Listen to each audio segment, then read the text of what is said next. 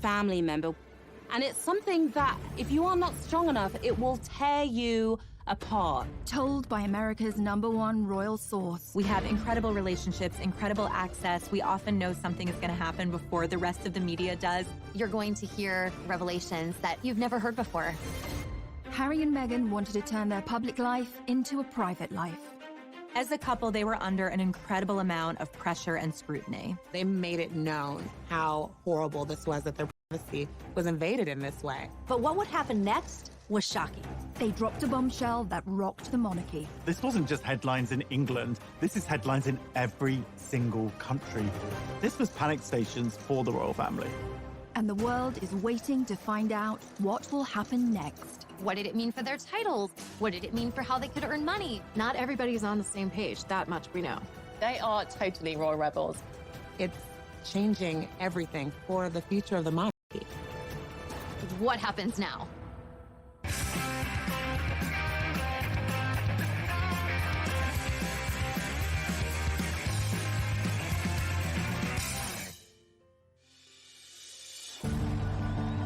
How does a girl born and raised in California end up meeting and marrying a royal prince? It sounds like something out of a straight-to-DVD movie, and at first glance, Meghan and Harry seem like an unlikely match, but they have more in common than you might suppose. We all think we know the Meghan Markle story, but this is who she really is. Meghan Rachel Markle was born 5,000 miles away from Prince Harry in California. People readers are obsessed with Meghan Markle because she was just an ordinary American girl. She grew up in Los Angeles in quite a regular family. She lived an ordinary life in many aspects. She was born to Thomas Markle and Doria Ragland. Meghan's dad actually worked in the entertainment industry. He was the lighting director on shows like Married with Children. And her mom had a bunch of different jobs. She was a yoga instructor and she was a social worker. I think her parents each brought different life experiences to her childhood and to raising her, and Meghan was really adored. When Meghan was born, she stepped into a pre-made family. She had an older stepsister, Samantha, and brother, Thomas Markle Jr., from her father's previous relationship. It was a blended family. And one of the sweet stories from her childhood that she shared is that she had coveted a Barbie doll set that was called a Heart Family. And it came in a white version and a black version. Her dad actually went, unbeknownst to her, bought both sets and then mixed them so that it looked more like her family. It just goes to show how her biracial heritage. However, a happy life for this blended family was short-lived. By the time Meghan was 6 years old, Thomas and Doria's relationship had come to an end, and divorce followed, although it wasn't as acrimonious as some of the stories you may have heard. When Meghan first came on the scene, the royal scene, there was some really nasty speculation and headlines about Meghan's rough childhood, where she'd grown up, and really, frankly, racist approach to that, and it couldn't be further from the truth. They did everything they could to ensure that her childhood remained as loving and stable as possible, encouraging her creativity, making sure she was getting the very best education she could. In LA, Meghan attended the Little Red Schoolhouse and was soon writing to the very big White House. Yes, at the tender age of 11, she had already started campaigning for women's rights. When she was just 11 years old, she saw a dishwashing detergent commercial on television. It was by Procter & Gamble, and she felt it was very sexist. The gloves are coming off. Women are fighting greasy pots and pans with Ivory Clear. And Meghan said to her parents, why does it say women? Don't men also wash dishes? So her dad actually encouraged her to write a letter to Procter & Gamble, which she did, and the result was incredible. They actually changed the commercial to people across America. That got Meghan her first kind of national attention, and she saw that her voice mattered. Write letters and send them to the right people, and you can really make a difference for not just yourself, but lots of other people. As a teenager, Meghan attended the Immaculate Heart High School, an institution known for its liberal arts and drama courses. You know, Meghan always really wanted to be an actress. Even when she was in school, she was in her school plays and musicals. She was very popular, and she just sort of lit up the stage. After she graduated college, she was determined to make it as an actor. She had to start somewhere, and in 2006 she took a job as briefcase girl on the game show Deal or No Deal. Her role on Deal or No Deal, while it definitely wasn't showing off her acting skills, it was a great opportunity for her to get in front of the camera, to make some connections, and for people to see her on screen. After being a working actress for a while, her big break came in 2011 on the legal drama Suits, where she played paralegal Rachel Zane. Mike Ross? Hi, I'm Rachel Zane. I'll be giving you your orientation.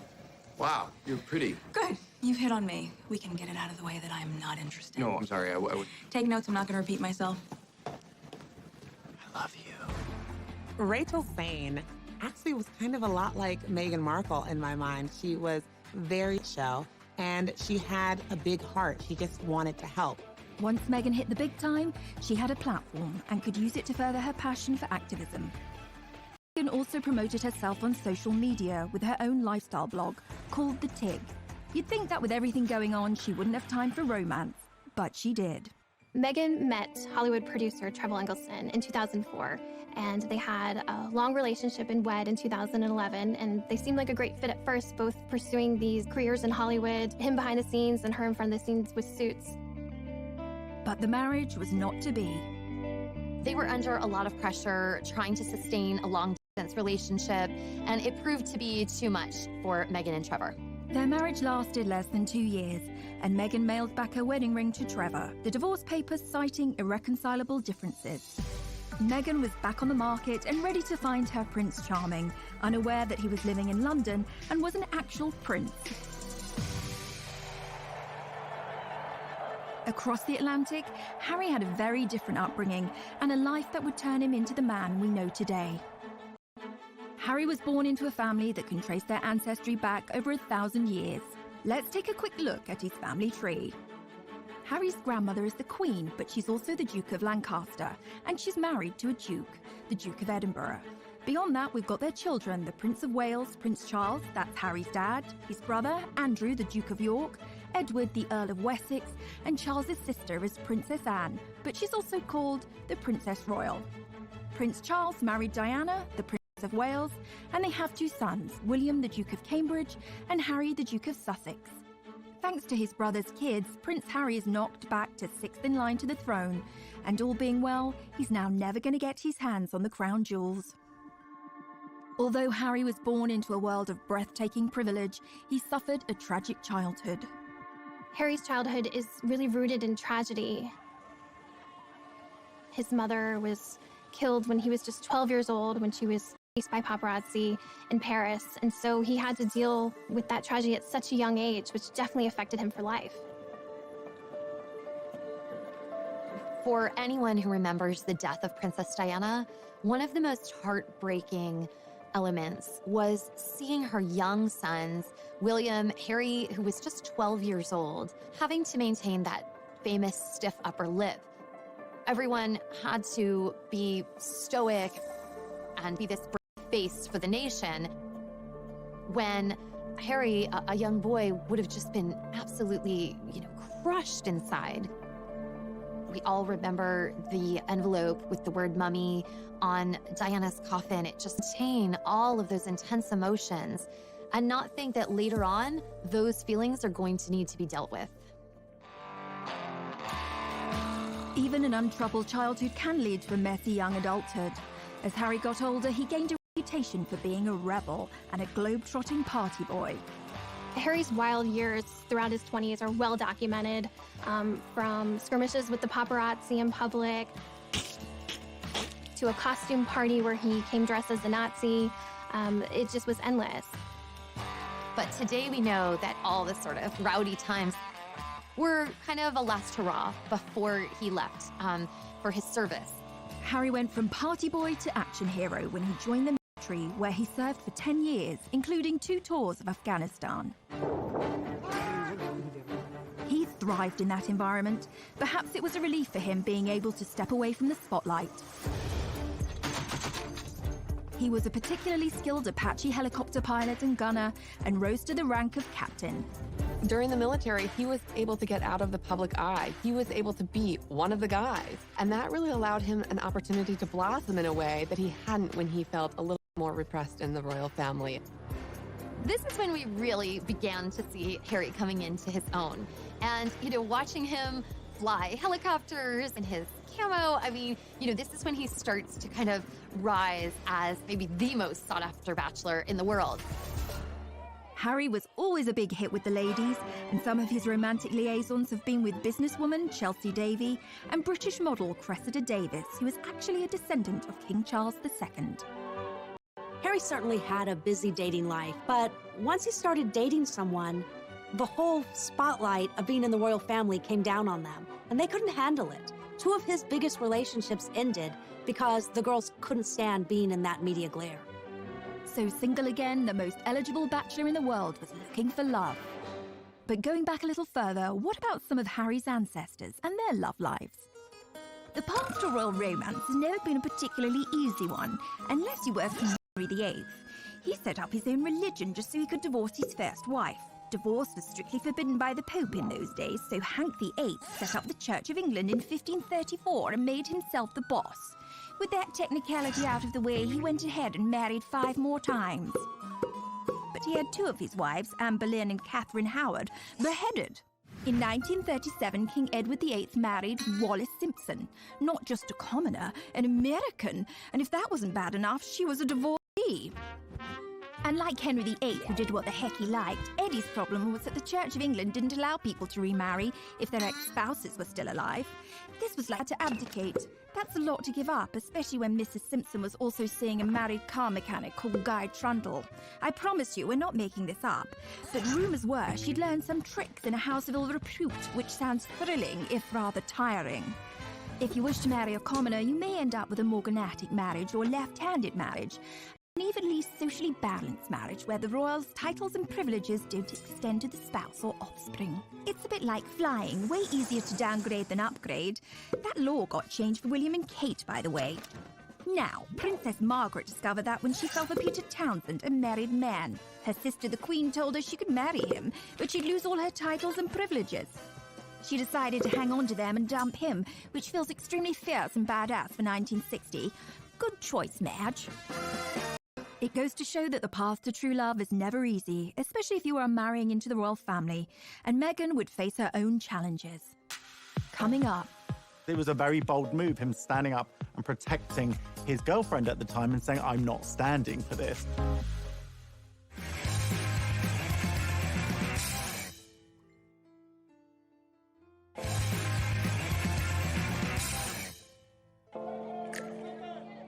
So how did this love story begin between Meghan and Harry? Well, it wasn't through a dating app. Instead, they were set up the old-fashioned way. Harry and Meghan met through a mutual friend in July 2016, and they had a blind date at an exclusive members club in London. I didn't know much about him, and so the only thing that I had asked her when she said she wanted to set us up was, I had one question. I said, well, is he nice? And it seems the stars aligned.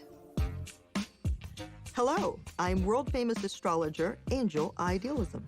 I have cast what's known as the Davidson chart of Harry Windsor and Meghan Markle. In essence, you take 2 individual astrological charts and you mesh them into one chart and you interpret it as one chart.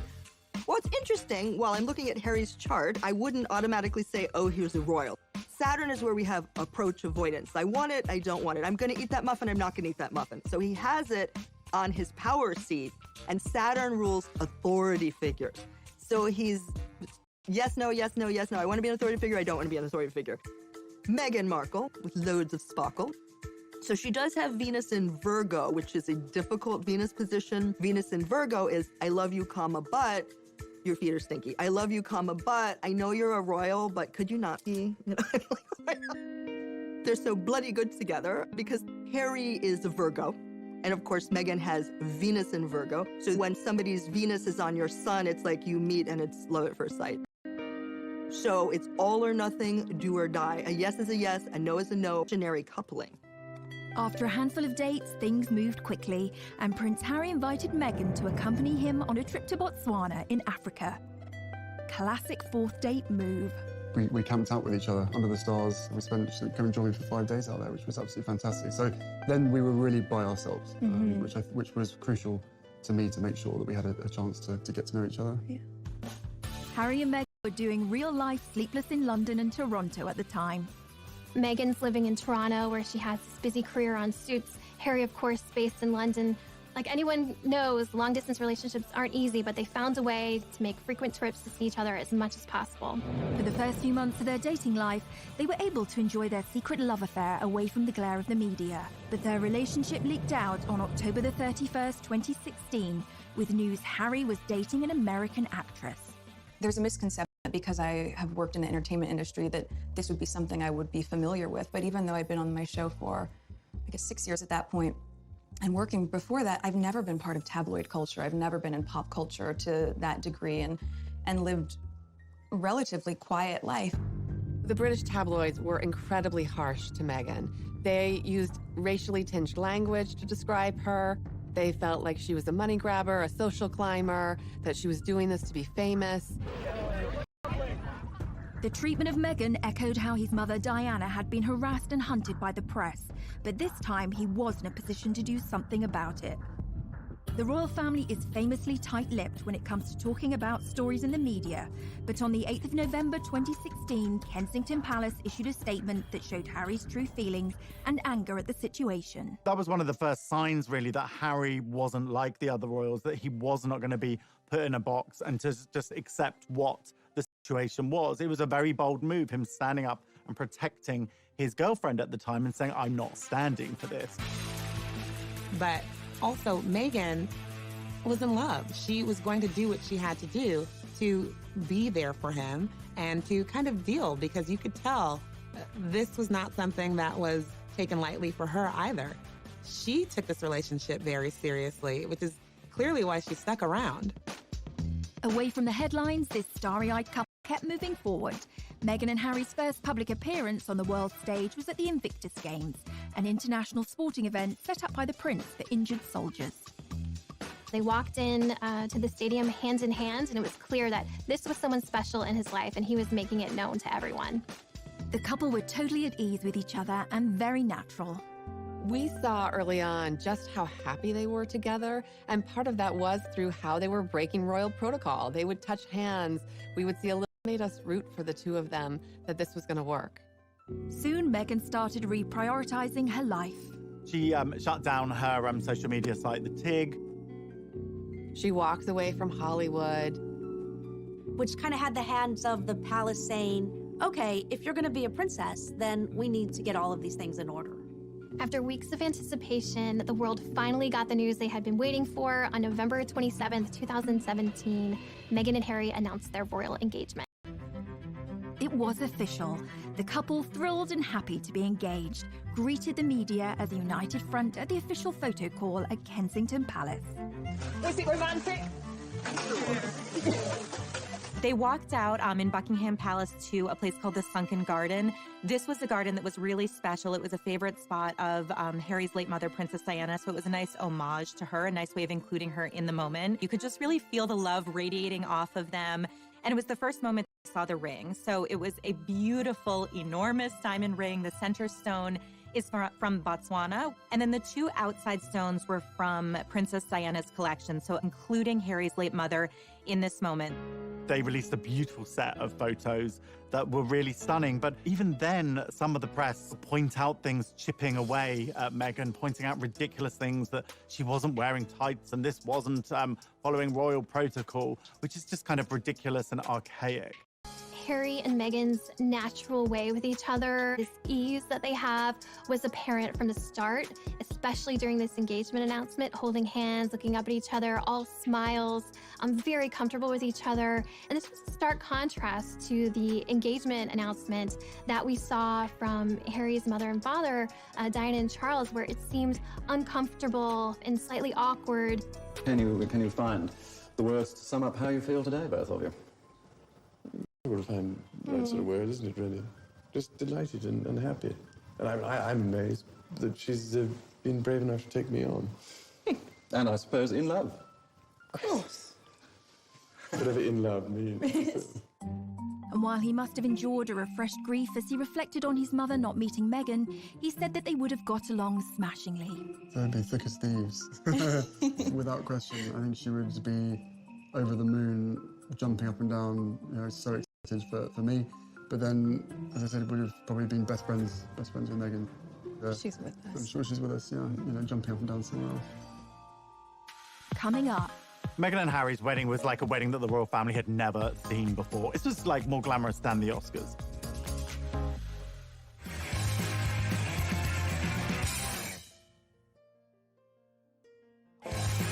Waiting to find out when Meghan and Harry would be tying the knot. It was finally announced that the couple would get married on May the 19th, 2018. A royal wedding is the ultimate in pomp and pageantry. Royal fans just delight in a royal wedding. I mean, it's the fairy tale. The royal wedding is Cinderella's castle, Prince Charming, all of that rolled up into one. And like so many decisions in this couple's life, they chose a different kind of royal wedding from their predecessors.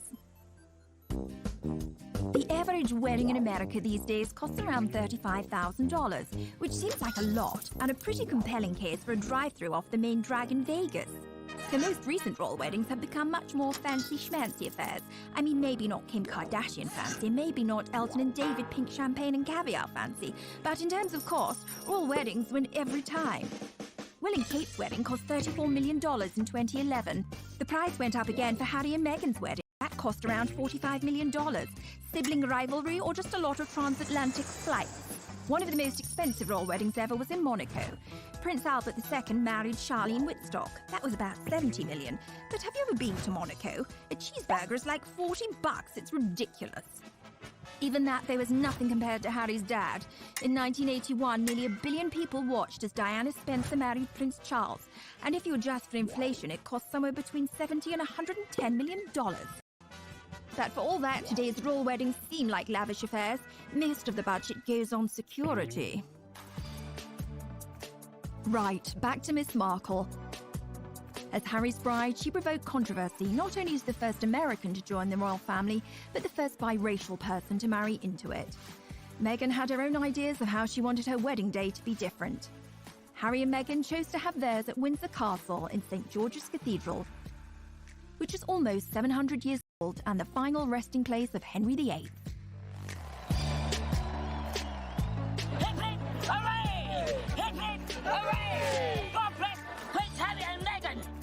On the day, millions of people from around the world tuned in to watch the ceremony. Because this is history. This is a very important moment. It was a truly glittering and international affair. Meghan and Harry's wedding was like a wedding that the royal family had never seen before. It was Hollywood meets royalty. You'll be watching and like, oh my God, there's Oprah, there's George Clooney, there's Idris Elba, there's the Beckhams. It's just like, there was just so many celebrities because they weren't just coming from Meghan. Harry had grown up with a mother who was very friendly with celebrities. This was like more glamorous than the Oscars. As with all weddings, tensions were running high. The media reported rumors. There was reportedly one dust-up between Meghan and Kate during a fitting for Princess Charlotte's little bridesmaid dress, where they had a disagreement and Kate ended up in tears. And of course, we have to keep in mind, this was very soon after Prince Louis was born. A source explained that Kate was still very emotional. There had been a lot of stress around the wedding and around the planning. On the wedding day, Meghan traveled to Windsor Castle through the procession route with her mother Doria by her side. Everybody was waiting with bated breath to see what Meghan's wedding dress would look like. Would it be some over-the-top, grand, poofy princess dress like Princess Diana? Would it be this sort of elegant, sophisticated lace, long sleeve look like Kate Middleton? It was neither of those things. She had a very simple, tailored, streamlined dress. I mean, this really was understated. She was just impeccable, modern, an entirely new version of a princess. Only a few days before, Meghan had been due to walk down the aisle with her father, Thomas, but he then announced that he would not be at the ceremony due to his recovery from heart surgery. And of course, the media went to town on the divisions within her family. anytime there's a big wedding where families coming together, there's a lot of potential for strife and stress. And then came the question, who would walk Meghan down the aisle and what's going to happen now that her father's not there? She made a real groundbreaking move in deciding to walk the first steps by herself, which really showed that this was a strong, independent woman who was making the decision to step into this life on her own. And then she was greeted by her father-in-law, future King of England. Prince Charles stepped in to walk Meghan partially down the aisle. There's no greater compassion and love for a future daughter-in-law than to take her by the hand to lead her to Harry to get married. I think a lot of people, even for those of us at People Magazine on staff watching, felt like, how is she so calm? You know, she was almost preternaturally serene. Later, when I spoke with her friends, they said, that's who Meg is. When she's in the moment, she's really in it. When she's made choices, she believes them 100%. And so there was nothing for her to be nervous about. And I thought that was really extraordinary. As the star-studded congregation looked on, Meghan's pastor, Michael Curry, delivered an impassioned sermon about love. Imagine this tired old world when love is the way, when love is the way. A far cry from the usual stuffy speeches, the ever-observant media caught Kate Middleton giving Put asunder. All was saved when the newlyweds delivered what we had all been waiting for. Meghan and Harry follow in tradition by having their first kiss in public when they step outside of the church.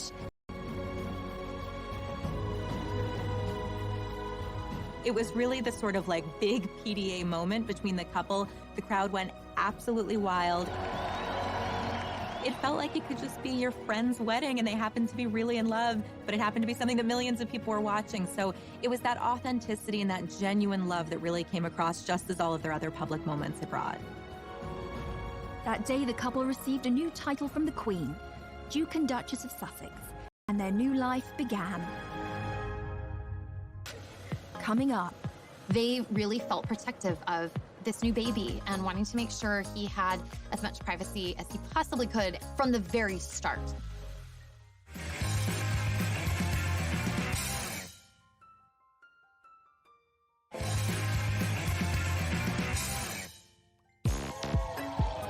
The start of Harry and Meghan's life was exciting, and as newlyweds, they moved into Kensington Palace, right next door to Will and Kate. In the summer of 2018, Meghan and Harry are settling into newlywed life. She's stepped into not only a new family, but a whole new country. So they're just kind of establishing their footing as a married couple. Meghan had done a great job being accepted into the royal family, and even the usually reserved Queen took a shine to her new granddaughter-in-law. The Queen herself wanted to show how much she was eager to welcome Meghan to the royal fold, and she did that by giving Meghan a ticket on board the royal train, which is how the Queen likes to travel. And in fact, you really felt that they had this chemistry between them, and Meghan was bringing new life and new joy to these outings. Meghan and Harry began their royal duties as Duke and Duchess of Sussex. But what exactly is a duchess anyway, and where do they fit into the whole royalty ladder? So, according to tradition, or Henry VIII, you have a god at the top of the heap, well, Natch, then an emperor, then a high king or queen, then a king or queen, then come your archdukes, grand princes and princesses, grand dukes and duchesses, then come your crown prince, and I mean, we're really climbing a long way down the ladder here, aren't we? After all them come duke and duchess. Fun fact, Meghan could actually be a duke. This isn't anything to do with which bathroom she uses. A woman can be called Duke's too. What about Harry, though? Well, he's a Duke of Sussex and also Earl of Dumbarton and Baron Kilkeel. The Duke and Duchess titles are kind of like a wedding present from the Queen. Here you go. I wasn't sure which toast you wanted, so I got you Hampshire instead. The annoying thing about being Duke or Duchess Cornwall and also gets the Duchy of Cornwall, which literally means if you live in Cornwall, he could well be your landlord. Although it won't be him coming and fixing your broken toilet, but he does get the cash from owning it. Unlike Cornwall, there's no Duchy of Sussex and therefore no cash. So, they don't get the cash, and guess what else Meghan doesn't have? Legal custody of her son Archie. According to a law from 1717, the Queen actually has governance over all the royal sprogs, including Will and Kate. You might think it doesn't really have any relevance today, but apparently decisions like which members of the royal family are allowed to get on the same plane, yup, the Queen makes that call. Back to the couple's first royal tour of Australia, Tonga and New Zealand. Meghan and Harry were an instant hit with the public. And this is where we get to see Meghan shine. And there were a lot of echoes of Princess Diana in terms of her really bonding with people, with children, with a lot of the locals, giving speeches, which is something we hadn't seen Kate do before with such ease. Meghan was compared to Diana in another way, as a world fashion icon. Diana led the way in setting trends in the world of fashion. Back in the 80s, everybody wanted the Diana cut, and she occupied a fashion arena that included Audrey Hepburn, Jackie Kennedy, and some of the other most stylish women in history. When Princess Diana was alive, she was, without a doubt, one of the most photographed women in the world. Diana brought an innate glamour and this beauty to the royal family. It took them from royals to pretty much celebrities, all because of her and just this endless interest and curiosity in all things Diana. In 2019, Meghan was named the most powerful fashion icon, and the term the Meghan effect was coined. Like most people, I love Meghan Markle's style. We like to say at People that everything Meghan touches turns to sold. And that's because when Meghan wears something, it translates into mega sales for the brand. In one of those tours, she actually wore a bag by Strathbury. The second she wore this bag, it sold out in 11 seconds. The Duke and Duchess of Sussex were in the honeymoon phase. The tour of Australia kicked off with bombshell news. The couple arrived into Sydney telling the world that they were expecting their first child. It was the most exciting way of kicking off a royal tour. This is a moment that the public, the entire world was excited about. Anytime there's a royal wedding, you wait for the announcement about the royal baby. This was massive news in the royal world, and for fans, I mean, it was almost too much to process. It was all happening at once. At the same time, we also noticed that Meghan and Harry are wanting to kind of put up the walls because they really felt he possibly could from the very start. Weeks before the baby was born, Harry and Meghan announced they intended to keep the plans surrounding their child's birth private. It was never announced where Meghan planned to give birth. This was a major change from Kate's birth plans. Kate, obviously, at the Lindo Wing in Paddington, every single time one of her children is born, the crowds are gathered outside, you know, the news teams are there. It's a very big global event. With royal births, we famously see the new happy parents step out of the hospital. For royal fans, there's an expectation that we would be kind of, I don't know, almost included in that. And we learned pretty early on that Meghan and Harry were not going to do this. On May the 6th, 2019, baby Sussex arrived, weighing in at 7 pounds 3 ounces. And it wasn't actually until the birth certificate of Archie was released we even knew what hospital they had gone to. Meghan said no way was she going to walk out of a hospital and into a crowd of thousands, you know, with every TV camera from all over the world there, which is what Kate did. But Kate felt that that was her duty. Meghan didn't feel it was her duty, so she didn't do it. They didn't want involvement from the press. They wanted to do it their way. This was not a baby for the public. This was their baby. The first of a newly born Lord Prince on this, the George's Day, AD 2018. It does seem a normal thing for a father to protect his child and to be able to do what he wants and release photos when he wants. But the British public have a very different perception of this. They pay for the royal family. So there was a lot of resentment towards Harry when he started to restrict this access. I think the christening marked a bit of a turning point where it was, no, this is a private event. We're not going to bring, you know, cameras in. We're not going to release dozens of photos. That was a shift that a lot of people had to get used to. Meghan, Harry and baby Archie then moved away from Kensington Palace to Frogmore Cottage in Windsor. Well, Harry said that he felt like a prisoner in Kensington Palace. He couldn't wait to get out of there. The Queen offered them Frogmore Cottage, but it was in a very dilapidated state. And unfortunately for Harry and Meghan, the bill fell on the taxpayer, and it was £2.4 million. And that caused a lot of bad feeling as well. The public started to feel like this quid pro quo was off kilter. Like, well, you know, if we're helping pay for, I don't know, your new kitchen, we should get to see, you know, Archie on his special day. Meghan and Harry, they wanted to be royal and to enjoy the royal life, but they also wanted a private life. And those two don't really go together. I think like that.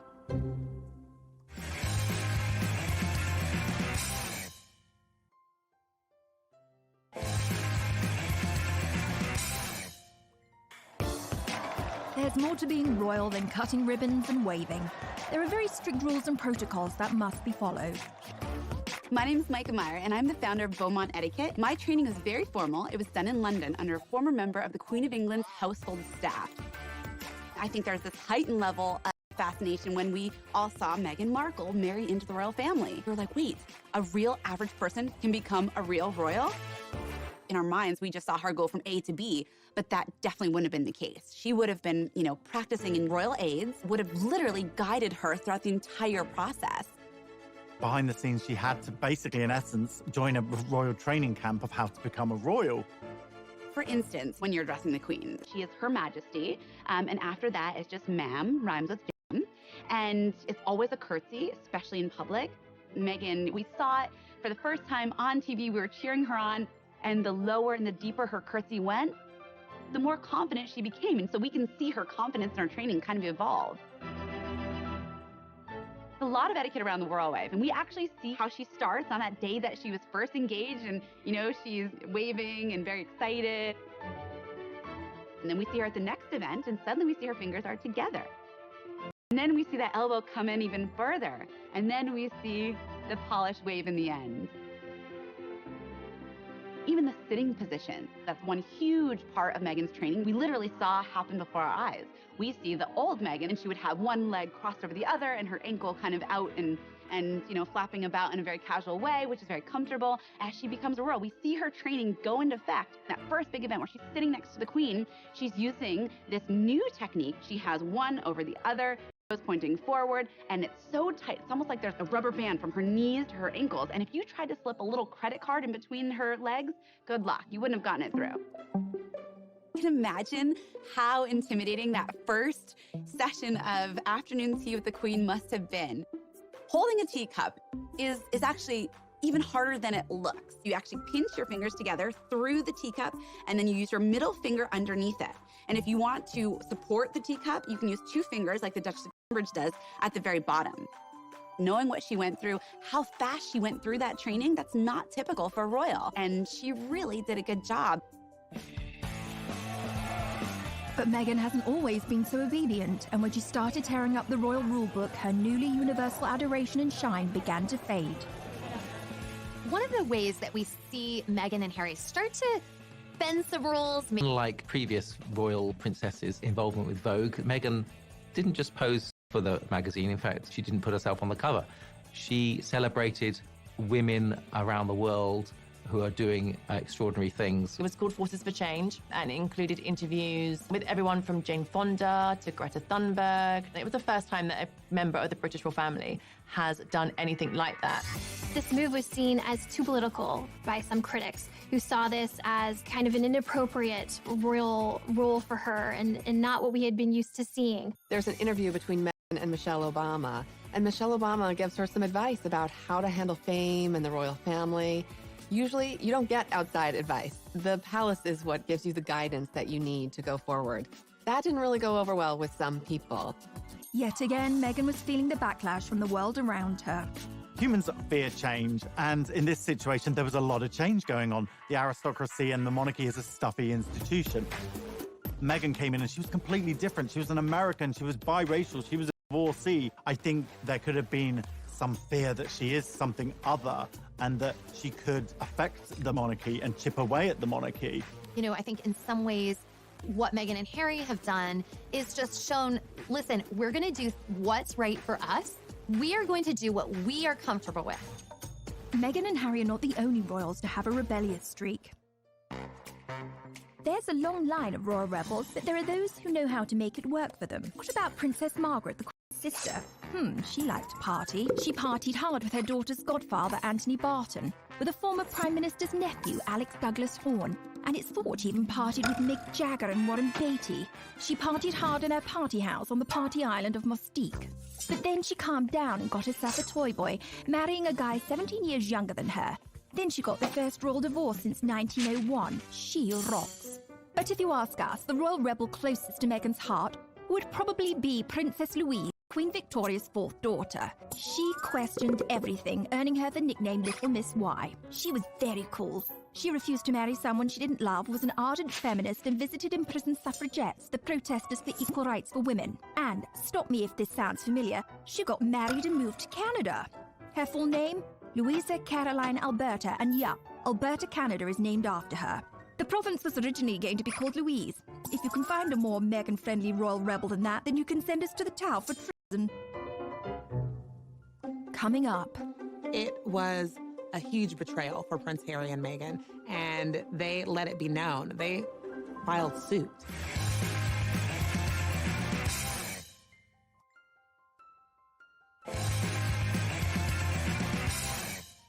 A valuable asset or your worst enemy, and Prince Harry and Meghan have maintained a love-hate relationship with them. There have been times when the royals have welcomed the press in terms of trying to get their messages out. And this can be anything from, obviously, the Royal Rota, which is the established UK press corps, attending their engagements, which are to benefit charity, to shine a light on good causes. And that's the time when they really embrace the press.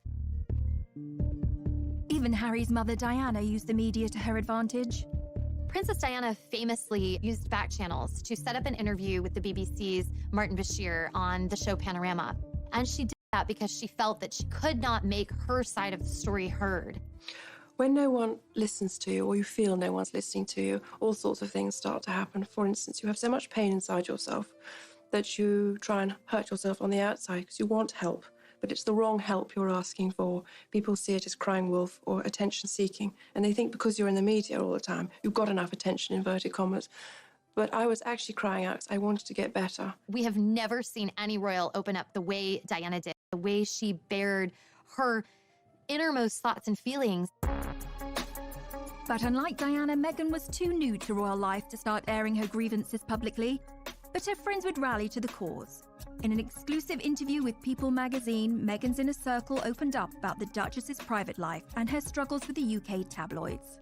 In February of 2019, Meghan's inner circle of friends felt that they could no longer remain silent while what they saw as global bullying of Meghan was unfolding. They wanted to speak out, and they came to People magazine to do that. What I heard from them was that nobody celebrates your wins bigger than Meghan. And by the same token, when you're struggling, Meghan is there with a box of Kleenex and a bottle of wine, anything she can do to comfort and support you. And, they talked about another misconception that Meghan is so high maintenance. There was a report that Meghan wanted the church sprayed the specific scent, and it was sort of diva moment.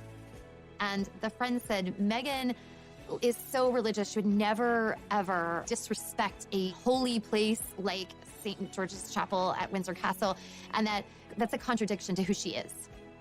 I came away feeling like my friendships are really inferior to Meghan's, because these women, they felt so loved by her and supported in a way I had really never seen before. Meghan got a little help from her friends, but it was short-lived.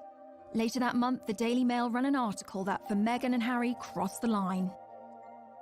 There was a major issue with the Mail on Sunday that published a letter, a private letter on Harry and Meghan, and they let it be known. They filed suit.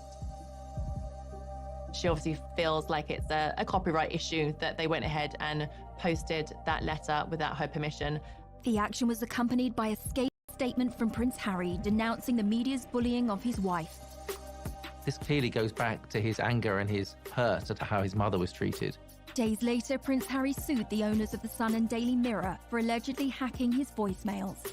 They're both very much taking a stand against the UK press, against the tabloid intrusion that they feel has completely compromised their ability to have a private life. So who are the tabloids? If you're even slightly famous and you're in Europe, the chances are, whatever you're doing, someone is going to be taking a photograph of you. They're pretty aggressive with how they get their scoops. A famous scandal was Squidgygate. A British newspaper got hold of a recording of Princess Diana and a close friend, James Gilby, speaking on the phone. In the calls, Gilby calls Diana either Squidge or Squidgy 53 times. Try calling me that once, I dare you. There's always been a degree of push and pull with the press. Let's not forget the British royal family is paid for by British people. They help fund their lavish lifestyle. So what the royals get up to is very much in the public interest. Now, poor Meghan has felt the sharp end, and the coverage of her life in Kate Middleton's is astonishing. For Kate, not long to go, pregnant Kate tenderly cradles her baby bump. For Meghan, why can't Meghan Markle keep her hands off her bump? Is it pride, vanity, acting, or a new age bonding technique? For Kate, Kate's morning sickness cure, Prince William gifted with an avocado for pregnant Duchess. For Meghan Markle's beloved avocado linked to human rights abuse and drought. One thing's for sure, pics of the royal family mean cash, so watch out for that long lens, Meghan and Harry. Coming up. People were saying, is this going to work out? Are they going to be able to stick this out? Because it's not looking good.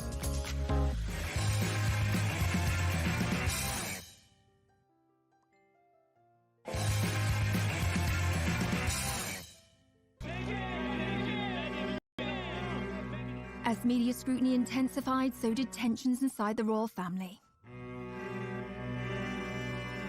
This was a turning point for Prince Harry and Meghan when it came to them just not putting up with the British press anymore. You would think that, you know, the royal family would step out and make some sort of decree or something in their support, and it didn't happen. And you start to see not only the shift between Prince Harry and Meghan and the press, but a little bit of a shift between them and their family. There were some tensions going on behind the scenes.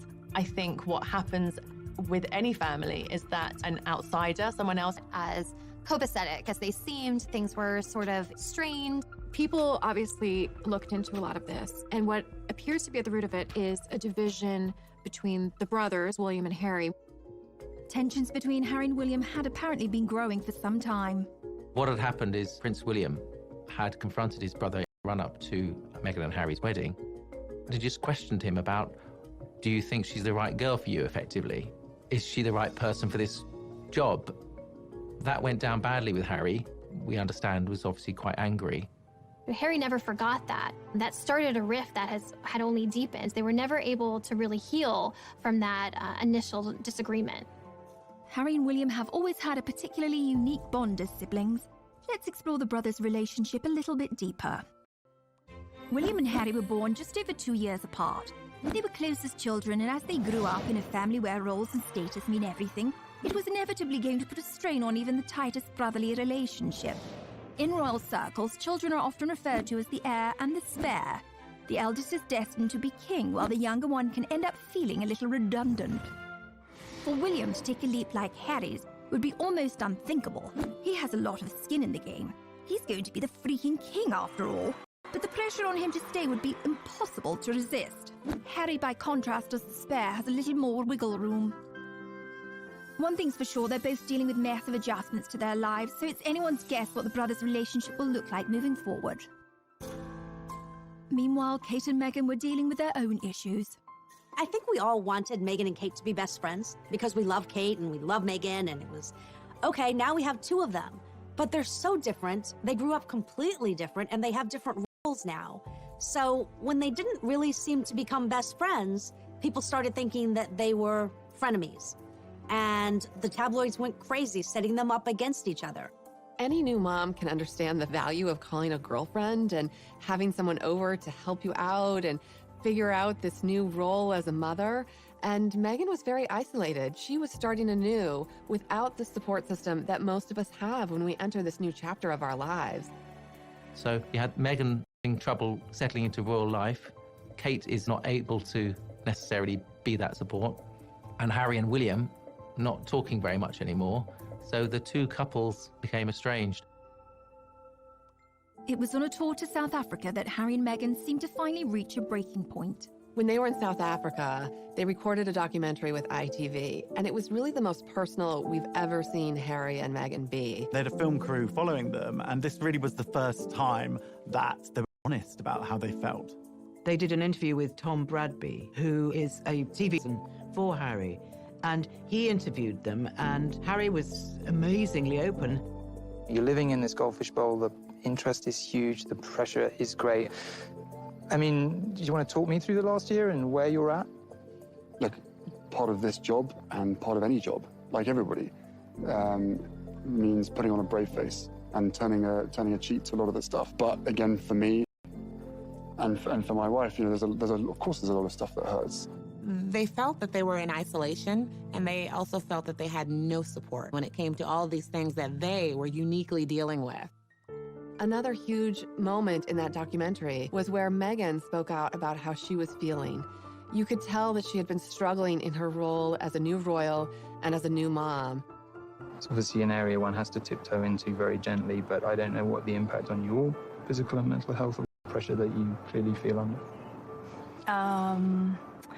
I would say, look, any woman, especially when they're pregnant, you're really vulnerable.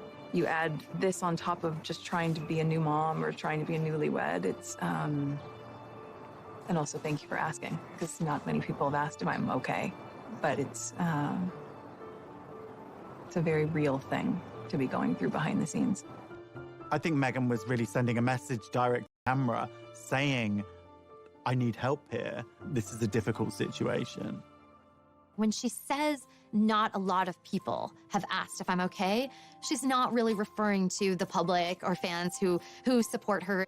She didn't feel members of the royal family had asked if she was okay. People were saying, is this going to work out? Are they going to be able to stick this out? Because it's not looking good. The Sussexes were looking for a happy and authentic life and needed to find a solution, however drastic. Coming up. When Harry and Meghan made this announcement, the world was stunned.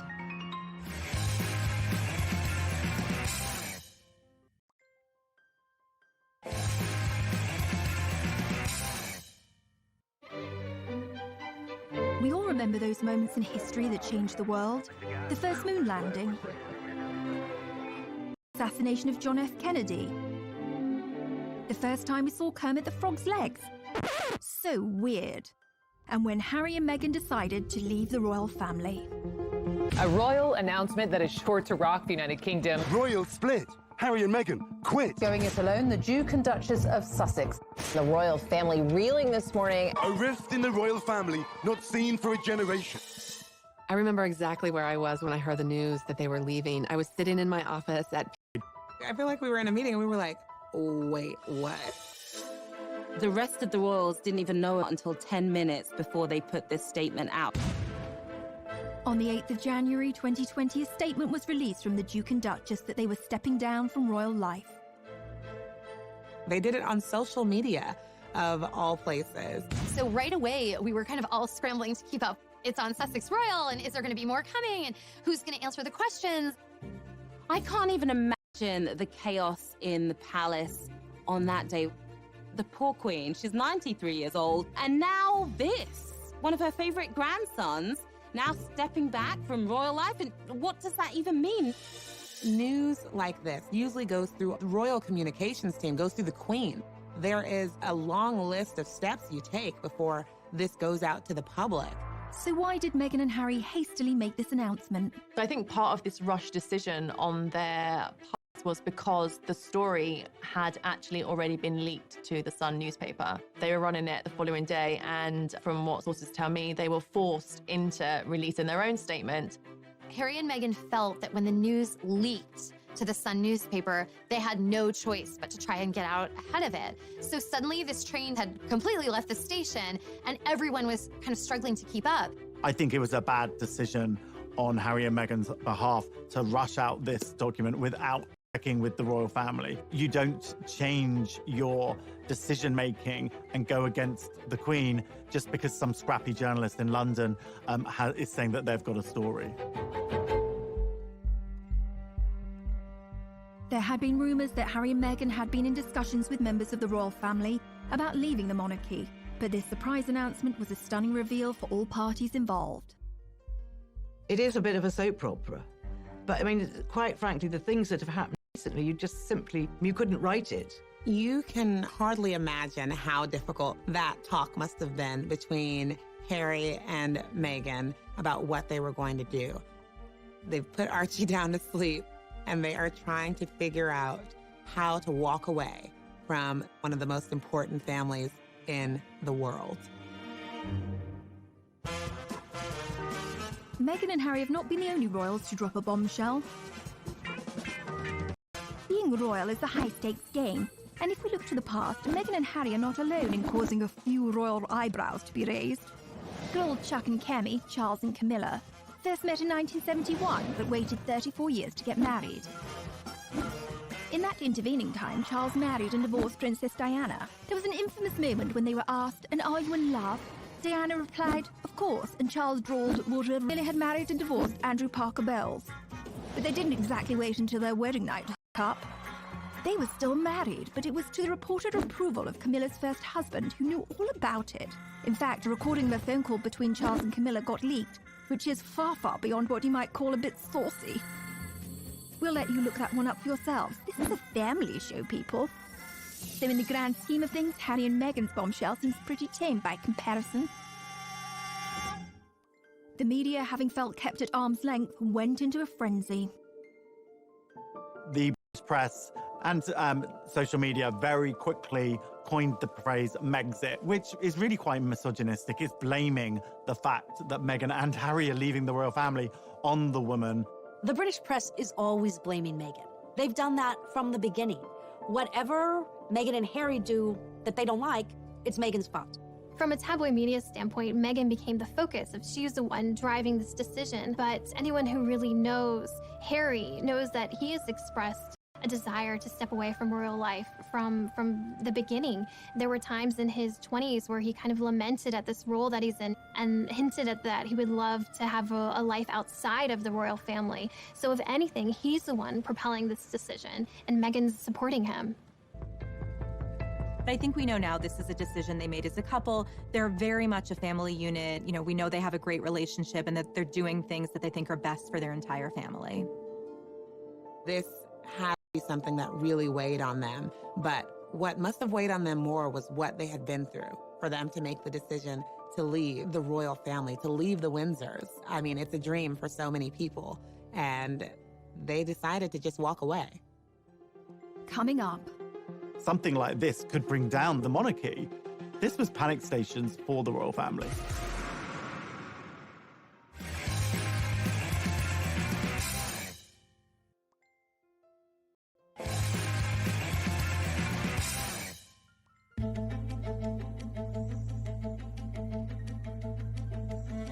After the bombshell was dropped, all royal parties had to scramble to determine what would happen next. Something like this could bring down the monarchy. This was panic stations for the royal family. Buckingham Palace did release a statement, and I think this was a big shock to the world. It was obvious from that statement that they weren't on the same page. Discussions are still ongoing. We know they are expressing an interest to do this, but all the details haven't been worked out yet. The thing is, you don't announce the plan until you know what the plan is, right? They did things back to front. By now, Meghan had already gone to Canada. A 93-year-old Queen Elizabeth had to spring into action and implement damage control. He said that they were going to have a summit at Sandringham. She had Charles and William and Harry all meet her there, and then they sat down to talk it out. The pressure on the Queen here is immense. The Queen was on her back foot. She is under pressure to be the leader and to have an answer and to have a path forward, and the clock is ticking. Within days, on January the 13th, 2020, the Queen publicly announced a declaration of her blessing for the couple. 5 days later, the Queen released a statement that was really in support of Harry and Meghan's decision. And this was one of the most emotional statements we had ever seen from the Queen. Since the death of Princess Diana, she used terms like my grandson, my family. We're not used to seeing those sort of terms of endearment coming from the Queen. She loves Harry. She wanted to make sure that Meghan and Harry felt that they had her backing. But that also helped kind of put a lid on any other gossip and drama that would immediately come out in those first few days. This is unprecedented. There were so many details to work out, so many questions. Where are they going to live? What will their titles be? Everyone wants to know how they will actually go about charting out this new life and where the money's going to come from. What are they going to do? But how do the royals make their money? Yes, let's talk about money. I'm Haley Sachs, and I'm a financial pop star. The royals make their money 3 different ways: through inheritances, sovereign grants, and also through duchies. The sovereign grant is taxpayer money. So if you're watching this and you live in Britain, I'm sorry, because you paid Meghan and Harry $130K last year just to leave your country. So yeah, you can cry about that. Basically what the duchies are is like Prince Charles is a landlord. He's inherited these properties. They're all our properties, and he's making money on them because people live there, they visit, and he's pocketing the cash. Prince Charles, he gives some of that money to his sons. The Sussexes can credit 95% of their income just to Prince Harry having a rich dad. So yes, Harry has a rich dad, but he also had a rich mom. Diana didn't come from nothing. Like, she walked into the royal family with her own fat wallet. When she died, she left Prince Harry $10 million. Even though the couple quit being royals, these two are media starlets. They're not looking just for money. Really, what they're searching for with this exit is impact. Show for the British public that all is fine here, everything is good, the show will go on, the monarchy is solid.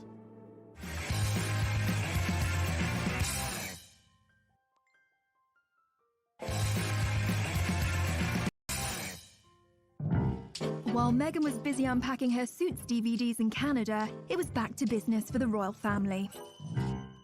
It was initially a bit of chaos as everyone tried to kind of find their footing in this new, unprecedented order of things. At the end of the day, the monarchy has to come first and the crown has to come first. The Queen, she's not going to let her emotions get the better of her. Now it's about action. It's about taking action and figuring out what are next steps. The monarchy is often, throughout history, in a very vulnerable position. There are a lot of people who don't agree with the monarchy. The monarchy can be perceived as a very undemocratic institution, essentially inherited power.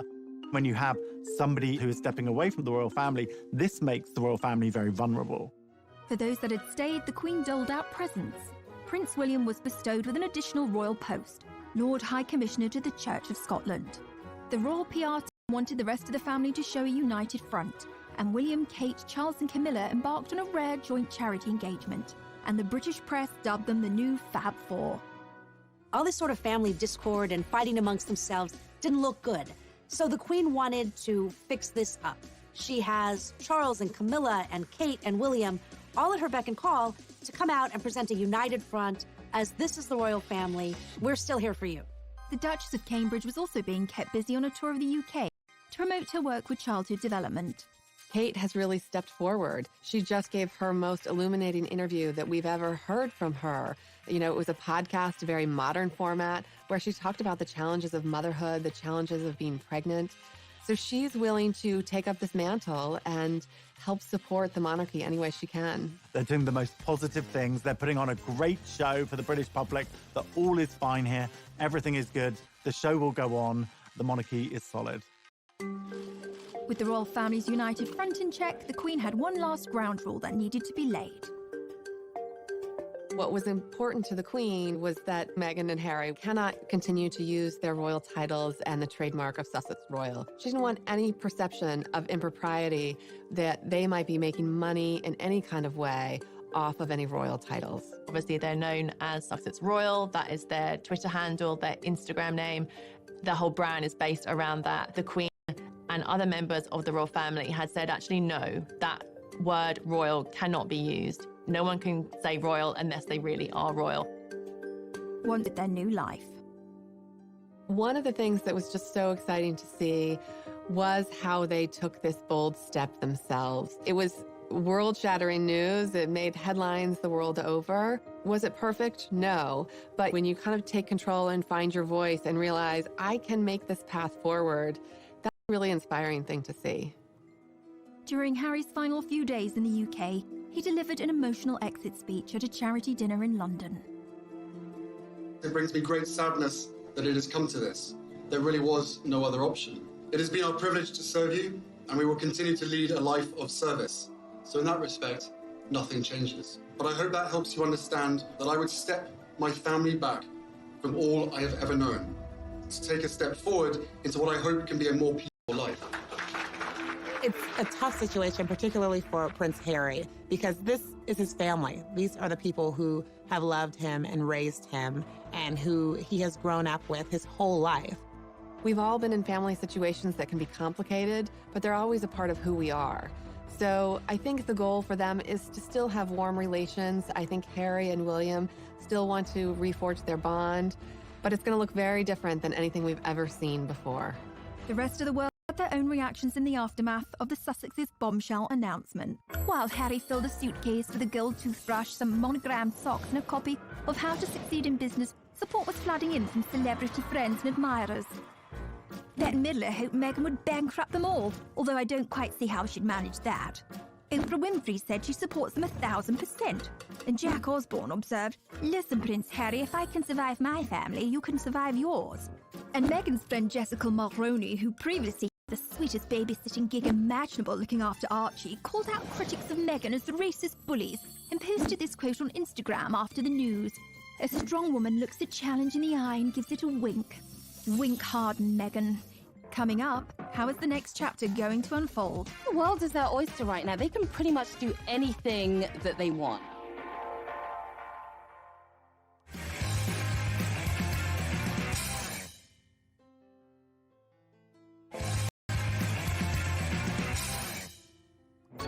Prince Harry joined his wife Meghan in Canada to start their new unprecedented post-royal life. It was revealed that Meghan and Harry are going to be splitting their time between the UK and Canada during this period of transition. So they set their sights on Vancouver Island, where they spent a lot of the time over the holidays. Life in Canada was pretty peaceful for the most part compared to living in London. They were in a friend's $14 million mansion in Vancouver Island, taking a lot of walks with Archie, spending a lot of family time together. Meghan's very familiar with. She used to film in Toronto. But I think it's a place that she felt safe. This wasn't the spotlight of London, and they just needed somewhere calming, somewhere that they could get their thoughts together and really also heal their mental health, I think. So what are the predictions for the couple's next steps? It's brand new territory for them to be trying to find a way to basically earn money. And, you know, when you are the Prince of England and the Duchess of Sussex, it's like you have to earn a lot of money in order to keep up that lifestyle and to live independently. It's gonna be a really interesting road ahead. Their last round of royal engagements were in March. They're officially stepping back, and they'll no longer be using their HRH titles or Sussex Royal. But I think the world is their oyster right now. They can pretty much do anything that they want. Both of them are very smart. Both of them are very talented. Harry and Meghan's next steps in terms of their careers is anyone's guess. Who knows whether we might see a Meghan Markle clothing range for one of her women empowerment charities. We might see a book deal maybe, although various ones of those have been denied so far. We also know that Harry is involved in a TV project with Oprah for Apple TV. So that will be announced at some point this year, I'm told. We've already seen that Meghan did her first voiceover role for Disney, and the check was donated to a charity for elephants. They're definitely going to be cashing in on their celebrity status. There is no way they are going to be penniless. They are going to have offers coming through the door. We saw Harry and Meghan recently in Miami at this banking summit at JP Morgan. We thought they were going to be laying low. Suddenly we got the news that Harry and Meghan was sitting next to J-Lo and A-Rod at a star-studded event for JP Morgan. And there are rumors that Harry earned $1 million for giving a speech at that event. It's not a bad paycheck at all, especially for your first time outside of the royal family. People are going to be offering them deals left, right, and center, but they still have to have composure and remember where they came from, because ultimately they don't want to disrespect the monarchy. The Sussexes don't need to rush into anything. There's still extremely high people. In fact, maybe even more high profile now after stepping back from the royal family, and since making this bombshell announcement, they're probably more famous than they even were beforehand. What do the inner circle of Harry and Meghan's world think of this? Since Meghan and Harry have stepped away from their role as senior members of the royal family, what we are seeing is a completely new chapter, and really, as one source told us, uncharted. Her family first. She's going to put her son first. Her life as a mom is so important to her. And if everyone is chattering around her about, but what about this? But she shouldn't have said that. She shouldn't be here. She shouldn't be there. That's something she's going to push out of her mind. I think an important thing to understand is that Meghan and Harry don't feel beholden to some of the rules that would govern William and Kate, who are in line to be future king and queen. We were told by a friend of Harry's that Harry the royal and Harry the person are two very different figures. And Harry the person wants to thrive. And I think that Meghan's friends and Harry's are completely supportive and thrilled for them, because it was hard to watch them feel so suppressed. Meghan Markle and Prince Harry have left Canada, reports People magazine. So People magazine has been covering the royals really